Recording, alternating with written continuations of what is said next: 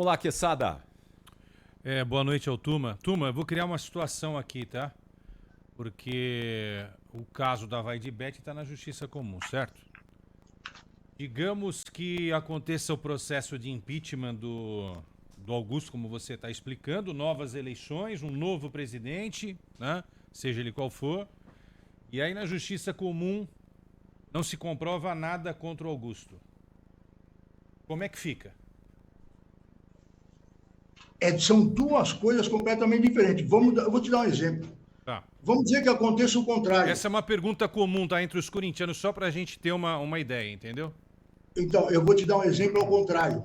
Vamos dizer que segunda-feira nós tivéssemos votado o impedimento do presidente, ele tivesse sido destituído, ou não tivesse sido destituído, ele tivesse sido arquivado o procedimento. Na primeira votação que deu seguimento ao processo, o Conselho tivesse deliberado para que o processo não prosseguisse. E aí viesse na polícia e a polícia tivesse apurado a responsabilidade dele, ele fosse indiciado daqui a alguns meses, enfim, daqui a algum tempo. Como é que ficaríamos? Aí você vem falar, mas então não é melhor esperar para ver o que acontece na polícia, que serve também para o seu exemplo. O fato é que o tempo da polícia, o tempo da justiça, o que é apurado na polícia e no Conselho, são coisas absolutamente diferentes.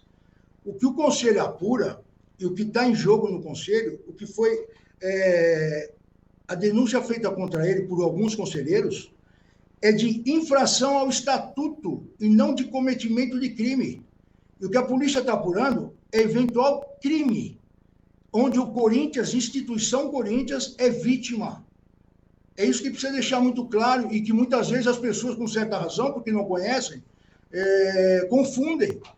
O que está sendo apurado na polícia é crime que o Corinthians foi vítima. E isso acho que está muito claro para todos nós. O Corinthians foi vítima de um crime.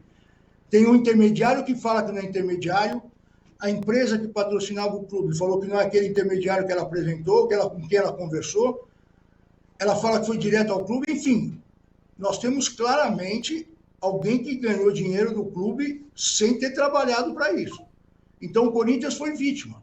Até porque, na época, nós tínhamos um patrocinador que deixou de ser patrocinador e entrou na justiça. Nós tivemos que arcar e temos já um prejuízo de 40 e poucos milhões. Nós ficamos 3 meses sem patrocinador. Aí veio outro patrocinador, que depois saiu falando que o nome dele estava sendo envolvido em crimes.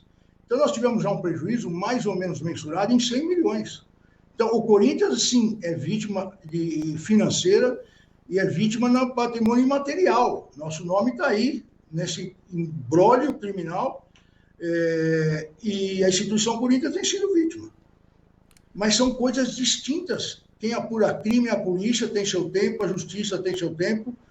O fato apurado no Conselho Deliberativo não é crime. Nós não podemos, já falei isso há 7 meses atrás, nós não podemos apurar crime, nós somos refém dessa apuração de crime, porque se nos aventurássemos a apurar qualquer desvio criminoso, nós estaríamos incorrendo também em crime, que é usurpação de função pública. Sim. Então, assim, respondendo claramente a sua pergunta, o que o Conselho Deliberativo tem que decidir é sobre uma questão de infringência estatutária.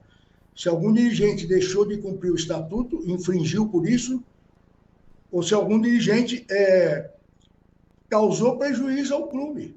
Sim. É isso que está sendo decidido no Conselho.